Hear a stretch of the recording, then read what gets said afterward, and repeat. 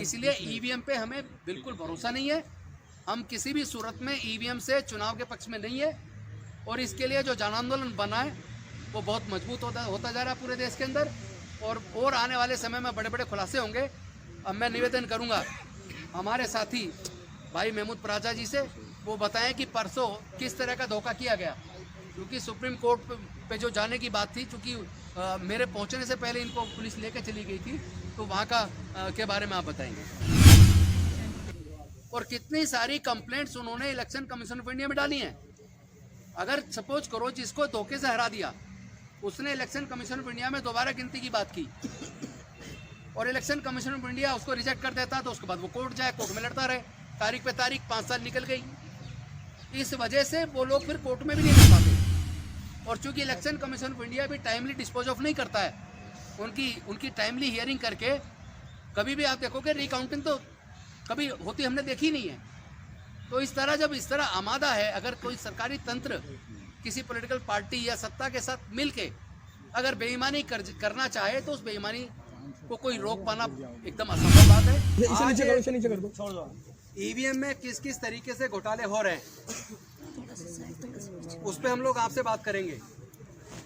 और ईवीएम में घोटाले करके वोटर की वोट चोरी करने का मतलब है प्रजातांत्रिक अपराध।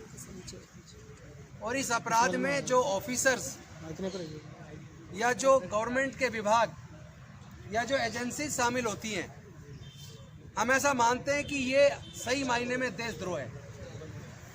क्योंकि देश के संविधान के हिसाब से प्रजातंत्र में जनता को ये भरोसा होना बहुत जरूरी है कि वो जिस प्रत्याशी को वोट दे रहे हैं उनका वोट उस प्रत्याशी को जा रहा है।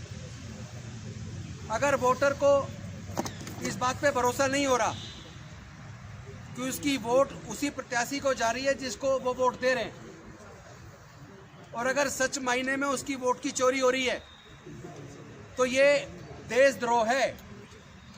ये देश के संविधान के साथ, देश के प्रजातंत्र के साथ, देश की जनता के साथ धोखा है।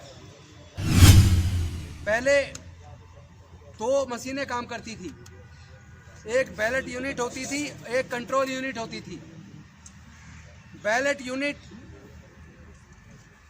चुनाव से पहले जब नॉमिनेशन फाइल हो जाते हैं और कौन सी मशीन किस विधानसभा में जाएगी, उससे पहले इलेक्शन ऑफिस से जुड़े हुए जो अधिकारी होते हैं उनके और इंजीनियर्स के बीच में बात होती थी और उस बैलेट यूनिट के ऊपर जो प्रत्याशी वहाँ चुनाव लड़े उनकी चिट चिपकाई जाती थी।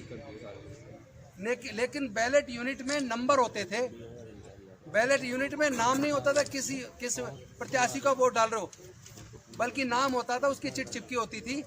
और बैलेट यूनिट जो नंबर पे दबाया जाता था वो सूचना देती थी कंट्रोल यूनिट को। लेकिन चूंकि कंट्रोल यूनिट में सारी प्रोग्रामिंग की जाती थी, इसके ऊपर माननीय सर्वोच्च न्यायालय के अंदर केस डला और केस डलने के बाद कोर्ट को ये भरोसा नहीं हुआ कि इसमें गड़बड़ी नहीं हो सकती, तो कोर्ट ने वीवीपैट लगाने की बात की कि सभी मशीनों में सभी कंट्रोल यूनिट के साथ वीवीपैट लगाई जाए। उसके बाद वीवीपैट लगी, लेकिन साथ ही इस बात पे भी कोर्ट ने फैसला किया कि वीवीपैट की भी काउंटिंग कराई जाए। लेकिन इलेक्शन कमीशन ने उस बात को नहीं माना और फिर वो सारी मशीनें काउंट करने के लिए उन्होंने केवल 1% मशीनों को काउंट करने की बात की। लेकिन इसमें जो असली खेल हुआ है, क्यों वीवीपैट पे भरोसा नहीं किया जा सकता, उसका कारण है जब पहले चुनाव हुआ था 2014 में, उस वक्त चुनाव के टाइम पर जो बैलेट मशीन होती थी, बैलेट यूनिट होती थी, वो कनेक्ट होती थी सीधी कंट्रोल यूनिट से।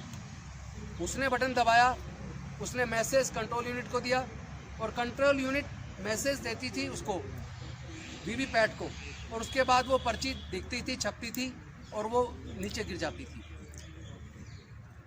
लेकिन गिनती पूरी नहीं हुई और 2019 के चुनाव में क्या किया, पूरा खेल हो गया, वीवीपैट के साथ ही खेल हो गया। अब बैलेट यूनिट डायरेक्ट उसको नहीं बताती, कंट्रोल को, उसको सूचना नहीं देती कंट्रोल यूनिट को, बल्कि वो वीवीपैट को देती है और वीवीपैट उसको फिर कंट्रोल यूनिट को देती है। और कंट्रोल यूनिट में वोट आपका रिकॉर्ड मेंटेन होता है। वो रिकॉर्ड वो होगा जो आपकी वीवीपैट उसको सूचना देगी। वीवीपैट में क्या प्रोग्रामिंग करनी है वो हर चुनाव के क्षेत्र के हिसाब से, प्रत्याशियों के हिसाब से होती है। वहाँ जो लोग उसमें शामिल हैं, जो इंजीनियर शामिल हैं, पहले जैसे आप जानते हैं ECIL और EL, BEL, ये डिपार्टमेंट जो शामिल थे, उनके साथ जो इंजीनियर शामिल है, जो बाहर की यूनिट भी शामिल है, क्योंकि वीवीपैट को कंप्यूटर से कनेक्ट करके उसमें प्रोग्रामिंग की जाती है। तो अगर उसमें प्रोग्रामिंग इस तरह की है कि आपने वोट दिया, उसमें दिखाया, लेकिन वहाँ काउंटिंग में कुछ और दिखाना है, अगर वो वीवीपैट के द्वारा सूचना उसको दी जा रही है क्या उसमें काउंटिंग दिखानी है, कितनी वोट किसको, प्रत्याशी को जा रही है, तो सारा खेल वीवीपैट का है। यानी जो सूचना पहले बैलेट यूनिट कंट्रोल यूनिट को डायरेक्ट देती थी, अब 2019 के चुनाव से वो कंट्रोल यूनिट को देने की बजाय वीवीपैट को दे रही है, और वीवीपैट उसके बाद उसको कंट्रोल यूनिट को दे रही है। तो पूरा का पूरा खेल वोट का चोरी का है। और इस तरह के, जिस तरह आपने देखा होगा, एक छत्तीसगढ़ के एक बीएसपी के प्रत्याशी चुनाव लड़े, और जिस बूथ पे उनका खुद का वोट था, वहाँ उनके परिवार का, रिश्तेदारों का भी वोट था, लेकिन जब काउंटिंग हुई तो उस बूथ से उसको कोई भी वोट नहीं मिला। इससे इस बात का भरोसा बढ़ता है कि वीवीपैट में पूरी गड़बड़ी है। इसका मतलब पूरा जो ईवीएम है, ईवीएम का चुनाव भरोसे करने के लायक नहीं है। और ये जो मैंने भी आपको बताया, इसके बारे में कन्नन गोपीनाथन, जो एक ब्यूरोक्रेट थे, एक IAS ऑफिसर थे, वो इलेक्शन ऑफिसर थे, उन्होंने खुद द क्विंट में ये रिपोर्ट दी है कि इस तरह वीवीपैट में और ईवीएम में इस तरह घोटाला हो सकता है, चोरी वोट की हो सकती है, इस पर भरोसा नहीं किया जा सकता। और वो IAS ऑफिसर खुद इलेक्ट्रॉनिक्स एंड कम्युनिकेशन में उन्होंने इंजीनियरिंग की है, तो उनको पूरा अपना रिसर्च वर्क के आधार पे उन सीनियर IAS ऑफिसर ने द क्विंट में ये पूरी की पूरी रिपोर्ट दी है। और वो रिपोर्ट, वो वीडियो आप लोगों ने देखी भी होगी। उस वीडियो को देखने के बाद ये कोई संदेह नहीं रह जाता, और ये जिम्मेदारी इलेक्शन कमीशन ऑफ इंडिया की है कि वो वोटर का भरोसा कायम करे।